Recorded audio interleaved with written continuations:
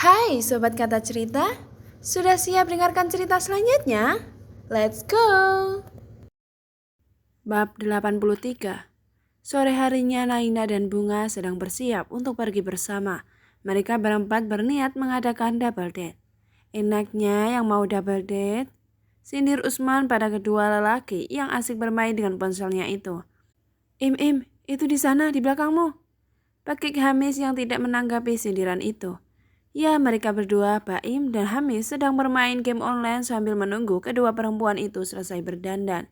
Jangan lupa Amar dan Ilyas juga sedang menggambar dengan asyiknya.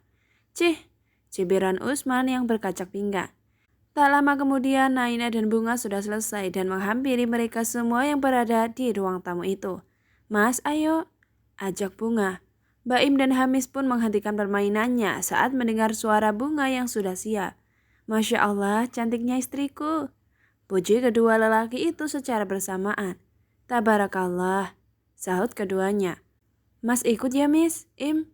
Timpal Usman yang merasa iri itu. Oh, tidak bisa, ini untuk anak muda.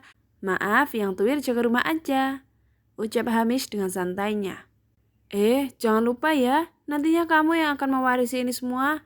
Maaf ya, aku nggak akan bantu kamu lagi, balas Usman yang meledek adiknya itu.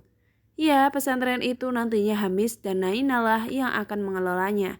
Sebab Usman dan istrinya sepakat bila mereka mengambil perkebunan saja. Namun tetap mereka akan bekerja sama guna membangun pesantren tersebut. Ingat, sahut Hamis dengan ketus. Ustadz, nggak boleh kayak gitu. Itu kakakmu loh. Tegur Naina yang kesal atas sahutan Hamis ke kakaknya seperti itu. Dek, kasihan deh lu kena semprot istrinya. Mas pun juga mau malam mingguan ejek Usman yang pergi meninggalkan keempat pasangan tersebut. Hamis yang mendapatkan ejekan seperti itu tersenyum kecut. Beda lagi dengan Baim dan Bunga yang menahan tawanya itu. Udah ayo, keburu malam kasihan anak-anak pasti udah gak sabar, ucap Baim. Akhirnya mereka berempat segera menaiki mobil milik Hamis tersebut. Dengan Naina dan Hamis duduk di bagian depan, Baim dan Bunga di bagian tengah, sementara kedua kurcaci tersebut duduk di bagian belakang dengan bermain di tablet milik Ilyas. Sementara di sisi lain, Fatir saat ini sedang duduk di sebelah makam kedua orang tuanya dulu. Ia sedari tadi sore hingga menjelang petang masih berada di sana. Ia menangis dan bercerita semua yang membuatnya merasa sesak di dadanya itu. Ma, Pa, kenapa? Kenapa kalian tinggalin Fatir sendirian? Ucap lirih Fatir. Kenapa kalian tega melakukan ini sama Fatir? Sekarang lihat hidup Fatir hancur, racaunya. Andai Mama dan Papa enggak meninggalkan Fatir, pasti Fatir enggak akan seperti ini, tambahnya. Ustadz Fatir mempunyai pengalaman hidup yang pahit, sehingga membuatnya menjadi temperamental seperti ini. Kehidupannya yang kelak menjadikannya karakter yang keras. Ia hidup di jalanan sebelum bertemu dengan Pak Yai Farid yang saat itu masih menjadi seorang Gus. Aku harus kehilangan istri yang sangat Fatir cintai sambil membawa putri kecil kami yang belum sempat lahir itu.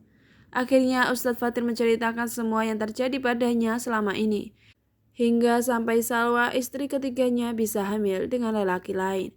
Ia duduk di antara kedua makam itu sambil memandang lurus ke depan dengan tatapan kosongnya. Ia sedang mengingat-ingat perjalanan hidupnya. Tapi tenang saja, Fatir masih mempunyai anak kandung dari Naina. Wanita yang sudah Fatir sakiti dan Fatir sia-siakan itu. Namun dia tetap mau melahirkan anak Fatir dengan kasih sayangnya. Lanjutnya, sepertinya Fatir harus berusaha sekuat tenaga untuk mendapatkan maaf dari Naina. Ya, seenggaknya Fatir bisa bertemu dengan anak Fatir, tambahnya.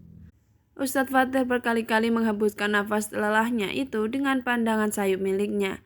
Sepertinya beban hidupnya tidak pernah berkurang sedikit pun dari pundaknya itu, bahkan mungkin saja bertambah besar. Apa ini karma buat Fatir atas kelakuan Fatir dulu yang suka mencuri dan membegal orang? Curhatnya. Tapi kan Fatir terpaksa, kalau nggak gitu Fatir nggak bisa makan dong. Ucapnya yang terkekeh, di kalimat akhirnya seakan-akan semua itu hanya candaan saja. Kilas balik Fatir. Saat itu aku berusia 12 tahun. Saat pulang dari rumah teman, aku melihat keadaan rumah yang sangat kacau tersebut.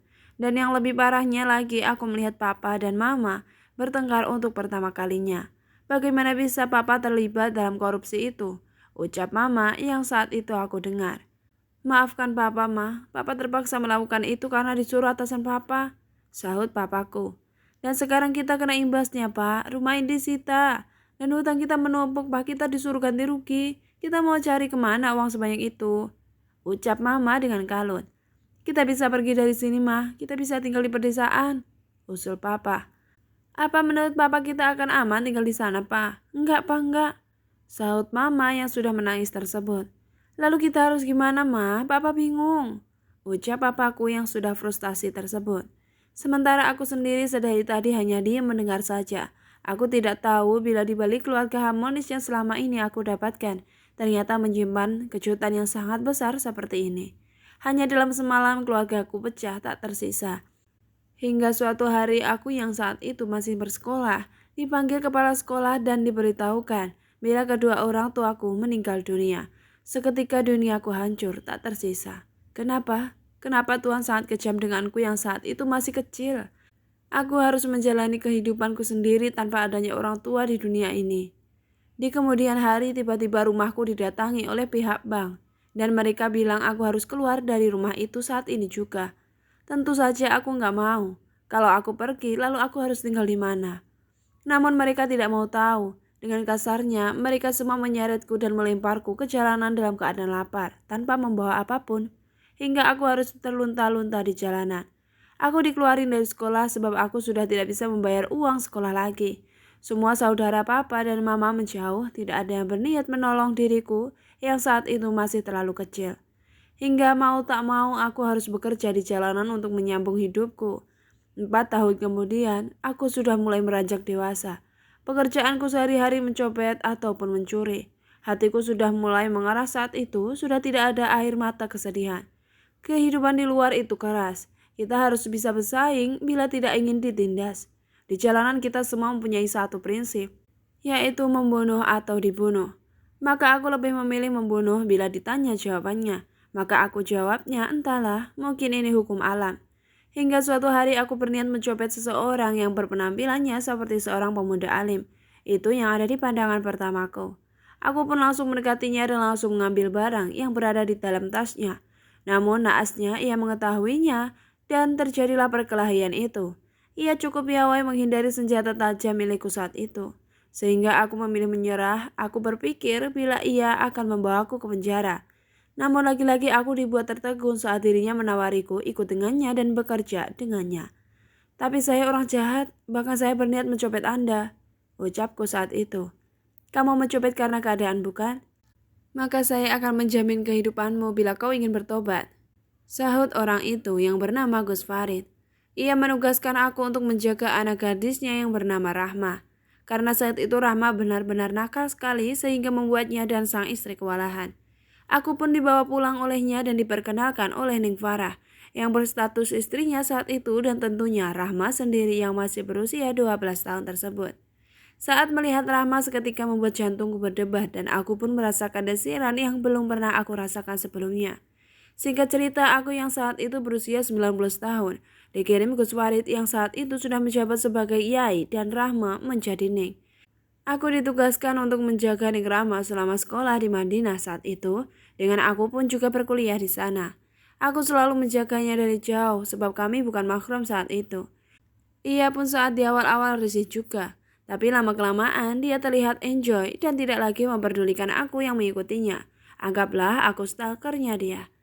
4 tahun aku berkuliah dan Ning Rahma pun kembali ke Indonesia sebab studinya sudah selesai. Ia jauh lebih pintar dariku.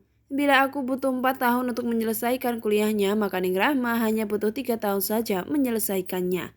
Bahkan ia sempat loncat kelas beberapa kali yang aku ketahui selama menjaganya di Madinah. Assalamualaikum Abi, Uma, teriak Rahma saat sampai di rumahnya tersebut dan aku pun kembali ke asrama santri putra berada. Hingga malam harinya Pak Yai Farid memanggil diriku. Assalamualaikum, Pak Yai memanggil saya. Tanyaku saat itu setelah menyalimi tangan beliau dengan hormat. Waalaikumsalam, iya Tir, sini duduk di samping saya. Sahutnya yang menepuk kursi sebelahnya, aku pun duduk di sebelahnya. Masya Allah wanginya beliau. Ucapku di dalam hati saat angin malam membawa wangi parfum yang dikenakan oleh beliau saat itu. Jadi gini Tir, Ana minta tolong pada antum untuk mengajar di kelas santriwati, sebab di sana masih kekurangan ustazah saat ini. Pak Yai Farid mencoba menjelaskan niatnya memanggil diriku ini. Nanti kamu pindah di asrama khusus ustadz yang sudah disediakan, kamu mau kan? Tanya beliau yang menanti jawabanku. Karena rasa hutang budi ini aku pun mengiyakannya saja. Bersambung. Lanjut di bab 84 ya.